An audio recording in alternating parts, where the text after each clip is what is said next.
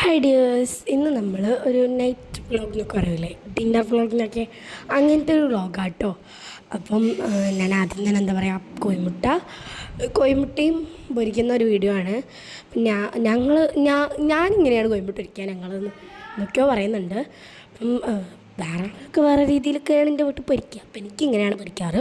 അപ്പം അതിന് വേണ്ടി ആദ്യം തന്നെ ഞാൻ കോഴിമുട്ട പൊടിച്ച് വെച്ചിട്ട് അതിനകത്ത് ഉപ്പിട്ട് കൊടുത്തതിന് ശേഷം പിന്നെ ഞാൻ കോഴിമുട്ട പൊരിക്കുമ്പോൾ ഒക്കെ മുളകും പൊടി ഇടും. എനിക്ക് ഭയങ്കര ഇഷ്ടമാണ് മുളകും പൊടി ഇട്ടത് കേട്ടോ.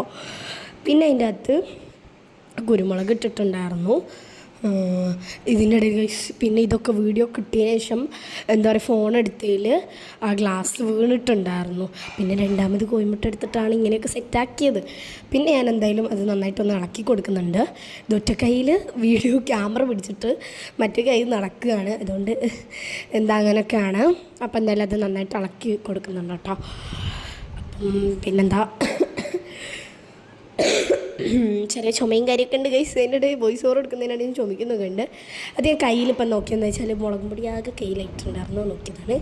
പിന്നെ ഞാൻ ചട്ടി അടുപ്പത്ത് വെച്ചിട്ട് ബ്രേക്ക് അടുപ്പത്ത് വെച്ചതിന് ശേഷം അതിലേക്ക് ഓയിൽ ഒഴിച്ചെടുത്ത്, ഓയിലല്ല വെളിച്ചെണ്ണ ഒഴിച്ചെടുത്തതിന് ശേഷം നമ്മുടെ കോഴിമുട്ടയിനകത്ത് പറന്നെടുത്തിട്ടുണ്ട്. അപ്പം ഗൈസ്, നിങ്ങളാരെങ്കിലും മുളകും പൊടി ഇട്ട് കോഴിമുട്ട പൊരിച്ചിട്ടില്ല എന്നുണ്ടെങ്കിൽ ഒന്ന് പൊരിച്ച് നോക്കിട്ടോ. പിന്നെ ഇതെവിടെ പരിപാടി അവതരിപ്പിച്ചാലും ഇത് തന്നെയാണ് അവസ്ഥ. ഇവിടെയും അതേപോലെ ഫ്ലോപ്പായിട്ടുണ്ട് സംഭവം. ഞാൻ ഒരു വീഡിയോ ഒക്കെ എടുക്കുകയല്ലേ, നല്ലോണം മറിച്ചിടാൻ വിചാരിച്ചായിരുന്നു. അതൊന്നായിട്ട് കോലാകൃതി ആക്കി വെച്ചിട്ടുണ്ട്.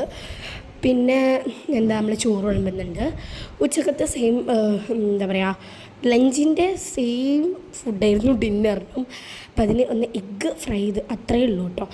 അപ്പോൾ എന്തായാലും ഗൈസ്, ഇത് പിന്നെ ഞാൻ കഴിക്കട്ടെ. എന്തായാലും ബൈ.